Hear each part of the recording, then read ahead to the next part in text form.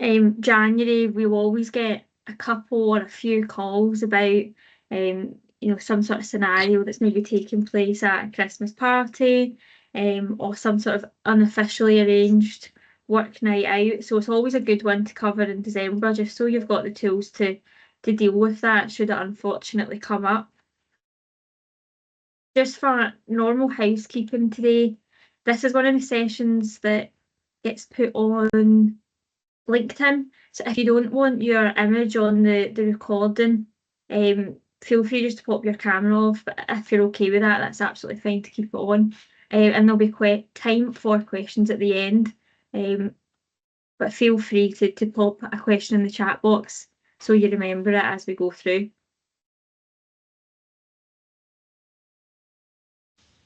So what we'll be covering today, first of all, we'll be having a look at just misconduct out of work as a concept and what the law is on that.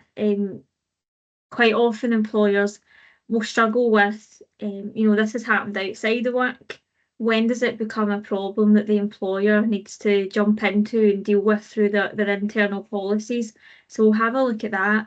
And what I've done for today is my former colleague Dermot actually used to carry out this session kind of annually. So I've tweaked it a bit so that we've got some case law in it to actually give working examples of different situations that went through the employment tribunal, and how that was decided. So we'll have some cases on misconduct out at work, and we'll have some cases on social media as well. Another kind of employee conduct out of work situation that we see come up in our calls and in case law as well. A very brief touch on criminal offences, because you can find that creeps in to this issue as well. So we'll have a quick look at that. Can I just get everyone to pop themselves on mute? I think I found it. Perfect. And we'll finish up with just a spotlight on party season. So just some best practice points that you might put in place going forward for work nights out, just to try and reduce the risk of these types of things arising in the first place. So misconduct out of work. We'll all be aware that conduct is a potentially fair reason for dismissal under the Employment Rights Act. That's in section 98. So usually any dismissal that you make through your disciplinary policy, we would rely on the potentially fair reason of conduct to argue that that's a fair dismissal. But where employers can have some questions is if that conduct takes place out of work. So say it's a physical act of misconduct, say it takes place on a night out at a pub, that's away from work, or say it happens on social media. So it may be an account that's not connected to work in any way, and they've posted it, at 9 o'clock at night when they're in their own home. It's just that question of when can we deal with it as the employer, when's it our duty, when's it our place. So if you have a look at case law on this issue, it's been that conduct, it's been extended to include some conduct outside of work, and they've set some provision through case law and when that kicks in. So I put a quote there in orange that's actually taken lifted from a case, Singh against London County Bus Services. And in that case, they say that conduct outside of work can, be in the employer's domain, so long as in some respect or other it affects the employee or could be thought to affect the employee when he's doing his work. So we can kind of take that to mean that there needs to be some sort of link between the act of misconduct and the employee's ability to do his work, to the employment itself. That might be because the nature of your business, the type of work they do, and the misconduct that's occurred, there's some sort of impact on each other. But again, that's a kind of case law concept, so we'll go through some case examples so you can see, times where the tribunal have maybe decided that there is that connection or that there isn't that connection. But that's the kind of key thing. Is there a link to the employment? Is there some sort of impact on the employment? And if there isn't, then there's a strong argument there that it wouldn't be something that's dealt with by the employer. And the same rules apply for misconduct out of work as misconduct in work. If you were dealing with it would normally be through your disciplinary policy. You'd have to comply with that policy and the ACAS code on disciplinary and grievances, and the same legal test for assessing the fairness of any dismissal from that process would be applied. So that's the employer using conduct as the reason for dismissal and acting reasonably and treating that as the reason for dismissal. So some interesting cases that I've picked out just to show how that works in practice. And the first is Eggleton against Kerry Foods. And this involved an example of employees fighting, but it was outside of work. It wasn't a fight that took place in the employer's premises or even in the grounds of the building. So in this case, it was found that the employee was fairly dismissed. And this was off the back of the employees fighting in a car park across the road from the workplace. And it was actually over some sort of domestic dispute. I think there was an argument over one of their girlfriends that'd been going on for the months prior that finally ended up in this kind of heated exchange that got violent.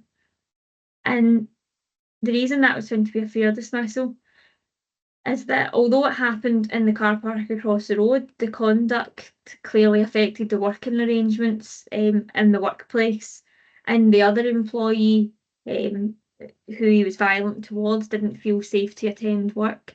So you can see how even though that happened across the road in a car park, it impacted his ability to do his work and kind of bled into the workplace. They commented that it didn't matter at all, that it was a domestic matter, and that what happened was sufficient to breach the trust of the employer. So I've picked out another example just to show how it might go in the other way, so an unfair dismissal. In this case was Keeble against London Borough of Hammersmith and Fulham, and this was about an employee engaging in political activity. This was an employee of the local council, and he was actually in attendance at a political rally. If my memory serves me right, it was a very niche political party. I'm sure it was like the Labour Marxists, so not a mainstream political rally by any means. But he attended it in his own time in a personal capacity. So he wasn't there, representing the council or making any sort of representation like that. He was just in his own time, his own interest. And at this, he was filmed having a debate with an opposing demonstrator where he was expressing some kind of controversial views. And that was actually picked up by the BBC, put into a news article and widely spread. And in those news articles, he was identified as an employee of the council. So following that, he went through a disciplinary process where he was dismissed at the end of that. And the reason for dismissal was that the comments he made in that in that debate that was picked up in the news article were inappropriate and would bring the council into disrepute. You'll see disrepute as a theme that we'll go through in the session this morning. And the tribunal looked at this, and what they found was that the employee had expressed his view in a lawful way outside of work. He made no attempt to link it to his employer, even though it was picked up by news reports and published widespread. He had no say in that being published. It was completely out with his control. So, it wasn't like he was pushing this on his own social media channels or, going out his way to submit an article with these views or make a representation he worked for the council. It was just by pure chance that this happened, and that employees, even though they might be spreading views that are out with the kind of company ethos or the norm, they'll have the right to kind of freedom of speech, right to private life, And they found that in this instance, going to this organised political rally was a lawful way for him to express those freedoms. So that was found to be an unfair dismissal. And again, there was no link to his employment established. So just thinking of those, I've just picked out some kind of key considerations that we can pick out from the case law, should we have the kind of misfortune of dealing with these types of situations. The first, of course, being that the misconduct should relate to the employment role or have relevance to the employer's business. So I think that the first thing to go through in your mind when you have a situation is, if I had to evidence that there's some sort of impact on the employment here, what would that be? And have we kind of met that threshold? And if you can't meet the threshold, there is an argument there that it shouldn't be going through a disciplinary process, and that there's no so safe way for you to act on that. So say you catch wind that an employee has been in a street fight outside the pub on a Saturday night, not with anyone in your employment. He's not in a role that is with children or vulnerable adults. You can see how it can be hard to actually link it to why they can't carry out the role. It's very fact specific. You'll see that from the cases. Very fact specific. Each one will need to be decided on a case by case basis. Not a bad one to get a bit of advice on as well. So it's just important to consider the full context of the situation. The seniority of the individual, what type of work they do, are they regulated? All these types of things will make a difference on that assessment. Any damage or reputational risk to the business should be investigated in evidence. We'll see that crop up again in our later cases about social media. But it's not enough just to think that it could have reputational risk or think that other employees will be unnerved by this misconduct. We need to actually, be able to show that it has caused damage to reputation, or show that employees are refusing to come to work. It needs to be kind of a tangible risk, not just a perceived risk.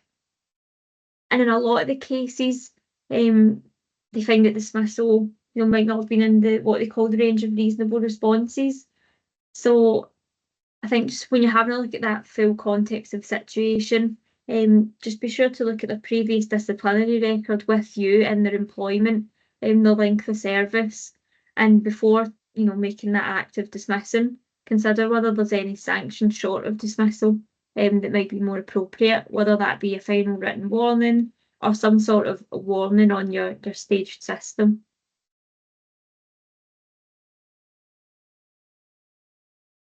And this will be, I feel we could do a full long session on how criminal offences intertwines with our disciplinary processes. And if that's one that would be interesting, I would be happy to put that on. But I thought it was good just to have a brief run through in this session because it can cross over. So if you're confronted with the unfortunate situation where an employee has there's been some sort of misconduct outside of work that is resulting in a criminal charge or a criminal conviction. It's the same as kind of what we discussed before. You'll have to go through that exercise of considering whether or not that conduct or conviction merits you taking action on your policy by establishing, is there a link? Is there an impact on the employment? So that's dealt with in a similar way. And there might be some instances where it is appropriate to suspend someone pending a criminal investigation, to investigate it as a disciplinary matter. And again, there's not really any hard and fast rules on this. So if you look into it, it's very fact specific again. So for some charges, it might be that you can suspend pending investigation, investigate it, and hold that until there's an outcome in the criminal proceedings concluding. But you can imagine there's some criminal charges that might stretch over the span of over a year. before they're going to have a criminal resolution. So, there might be some situations where you can do your disciplinary investigation, and conclude that without the criminal case being decided. So again, it's very fact specific. The key thing is just doing your own investigation as detailed as you can, and being able to evidence that you've considered, in light of the individual specific circumstances, specific charge, the proceedings that they're subject to, that you've considered kind of every avenue. That's the key thing. It's always a good one to take advice on. And hopefully we'll have dealt with one similar before to assist you. But it's, again, very fact specific.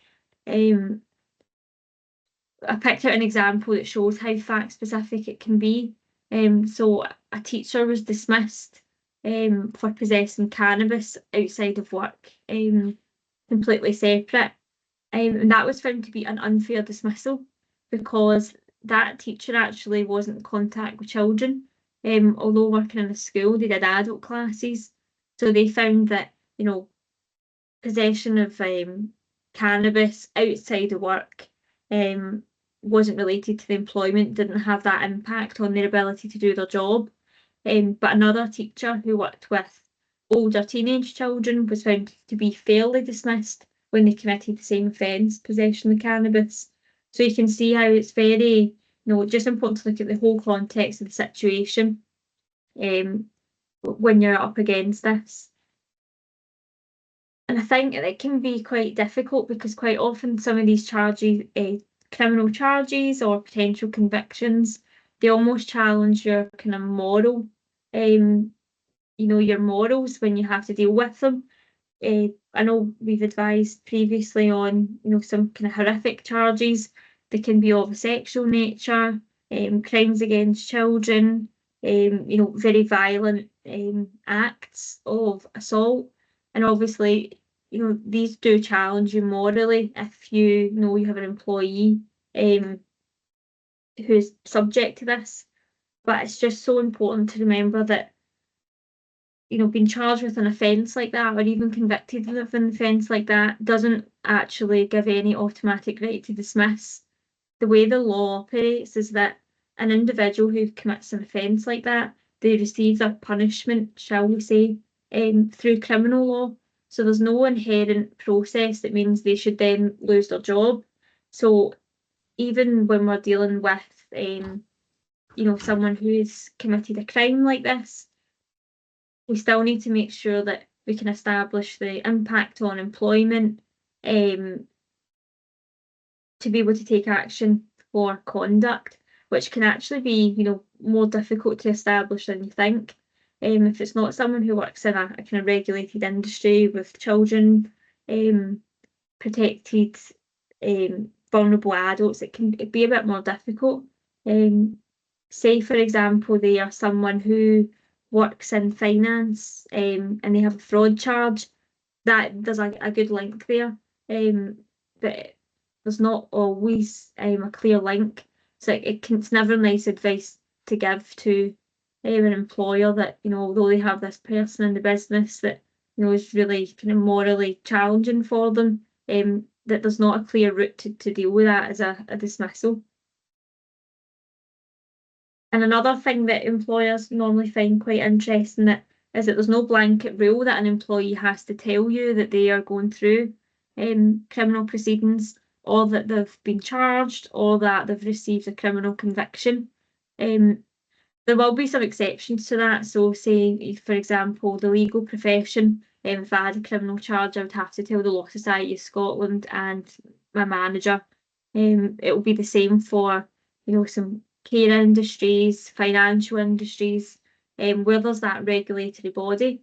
But out with that, you can have people in your organisation at the moment, maybe completing a community payback order or a suspended sentence, and you wouldn't know, and there's no kind of right there for you to know. So that's always a kind of strange one as well.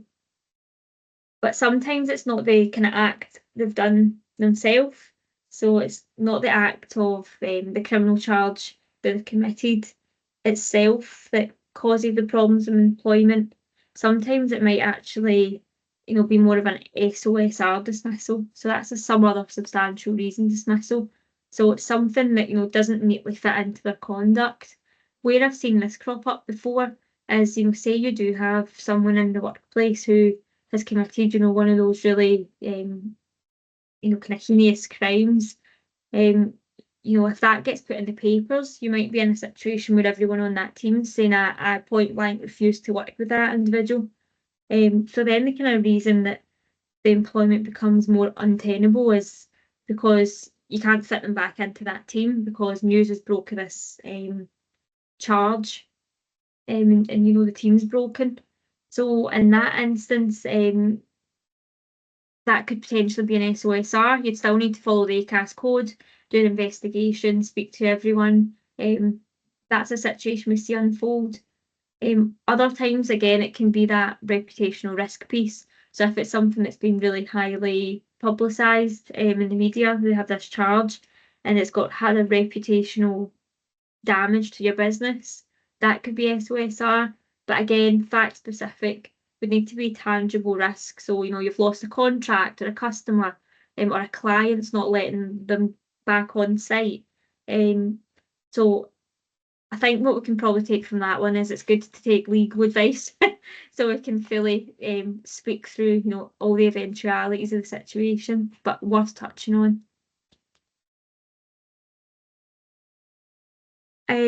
Social media is another one that crops up often in case law, often on calls that we receive, and it can lead to conduct issues just in a number of ways. So whether that be malicious comments or say harassing messages being sent from one employee to another, negative comments about the employer being posted on a public social media platform, or participating just in some sort of behaviour online that's not in line with company values.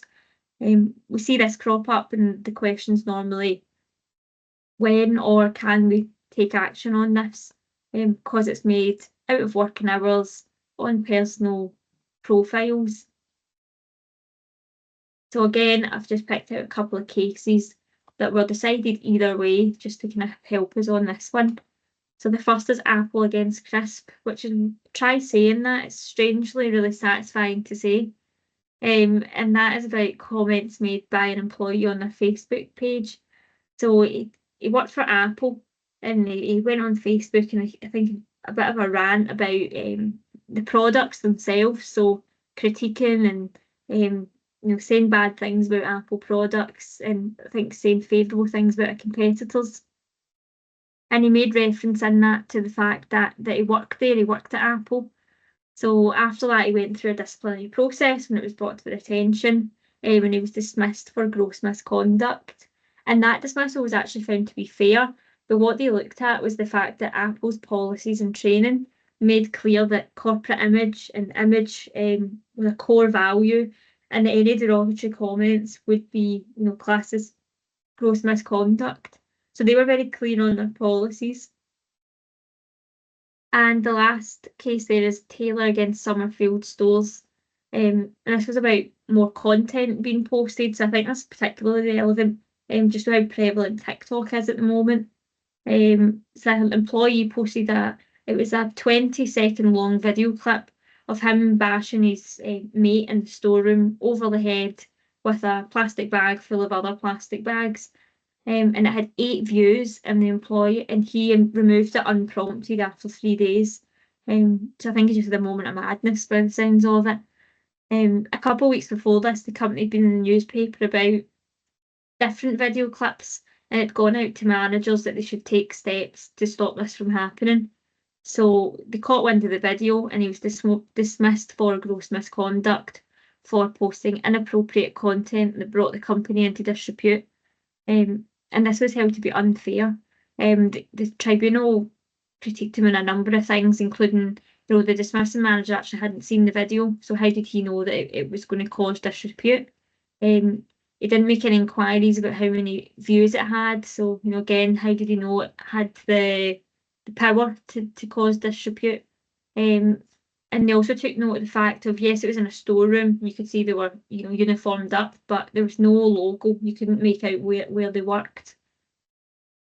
So we'll look at the key takeaways from that case now. Again, whether or not it's work related is fact specific.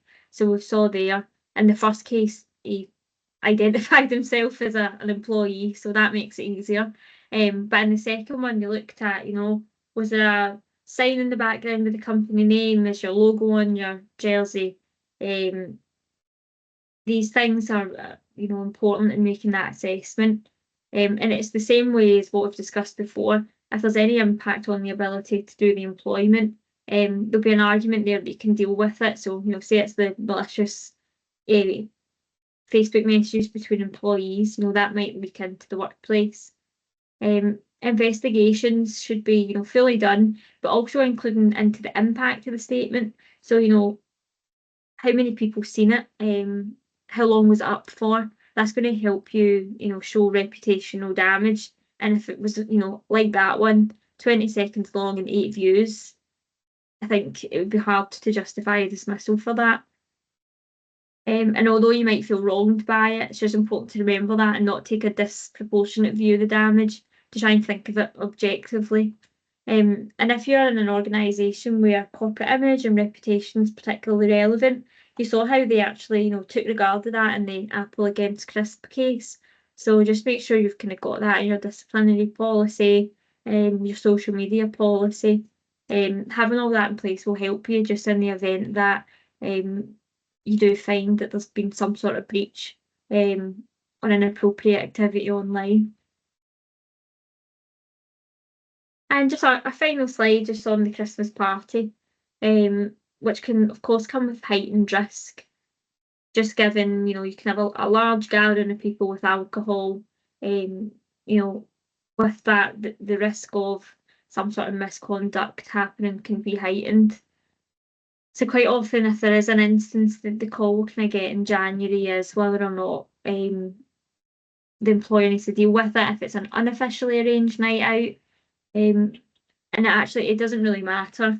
I think the kind of view on it is, if you think back to that kind of test we discussed at the start of the session, is it going to have that impact on the employment? Whether it's been officially or unofficially arranged, if something's happened on it, say a fight or inappropriate touching, anything like that, that's going to have that impact in the workplace. So no matter who's arranged it, it might be that you need to deal with it on return. I've seen a lot of employers have some rules regarding alcohol at work events in their staff handbook. Just a section on it that sets out expectations and rules. If you have, quite regular corporate events or large events, then it might be worth having a think about putting something in there. And particularly just in light of the new prevention of sexual harassment legislation. So you'll know that as of October, we've got a positive duty to prevent sexual harassment from taking place in the workplace. And it's recommended that everyone does a risk assessment on your exposure to possible sexual harassment. And on that, the risk assessment templates I've seen, there is a section on risk assessing out of work events where there's alcohol. So it's a good time to have a think about what measures are you putting in place to make sure that we call it controlled fun, structured fun. What measures do you have in place in light of that to mitigate against something like that happening? So it's a good time to have a think about that, and I'm happy to pick up with people separately if they're picking their brains after this. So that was a real gallop through. I don't think I've ever spoke so fast in my life, but we've got there. And if anyone has any questions, feel free just to pop yourself off mute and ask away. And if you think if we don't have any on call, but you think of any, just give me an email and happy to help.